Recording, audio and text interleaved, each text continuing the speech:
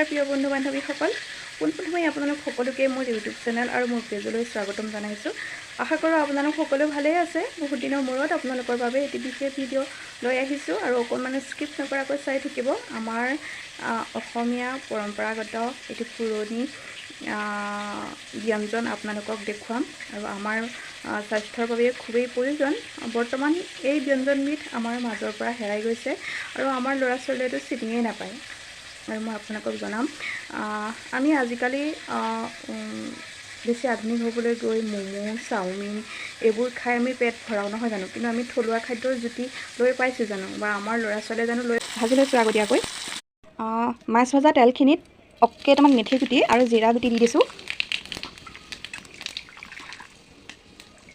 তাৰ পৰা ইয়াত দেখিছে আপোনালোকে এয়া ঢেকীয়া, জুইটো অলপ বেছিয়ে হ'ল বাৰু। ঢেকীয়াখিনি এনেদৰে ভাজি লৈছোঁ।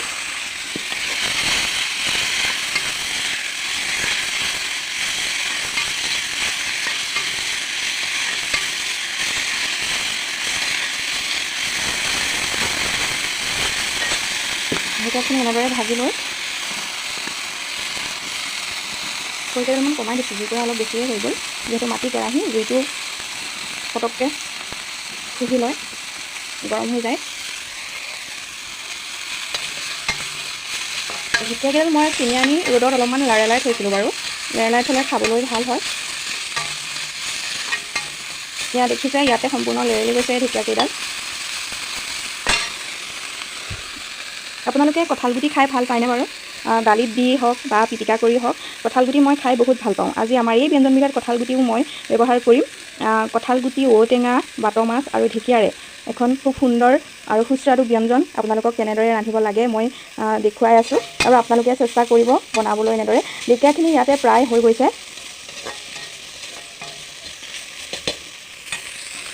আৰু ইয়াতে মই কঁঠালগুটি সিজাই লৈছিলোঁ, যিহেতু কঁঠালগুটি অকণমান টান, এনেদৰে ধৰক আঞ্জাখনত দিলে অকণমান সময় লাগে, গতিকে মই কুকাৰত সিজাই কঁঠালগুটিখিনি এনেদৰে লৈছিলোঁ। ইয়াতে দি দিছোঁ।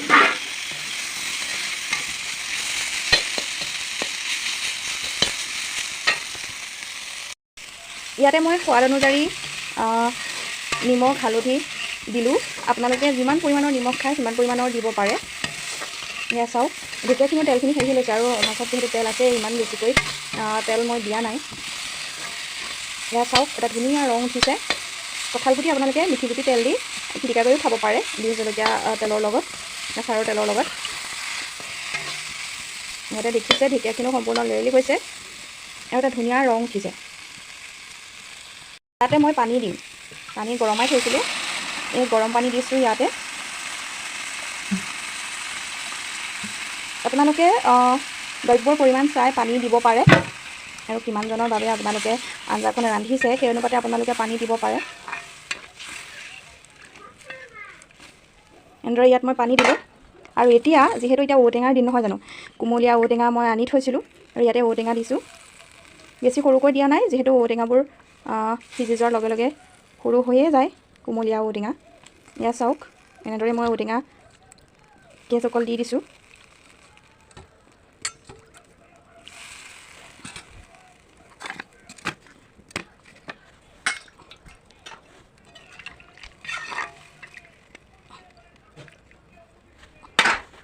আৰু আঞ্জাখন এনেদৰে অকণমান উতলিবলৈ দিম। তাৰপিছত আমি ভাজি থোৱা মাছখিনি ইয়াতে দি দিম।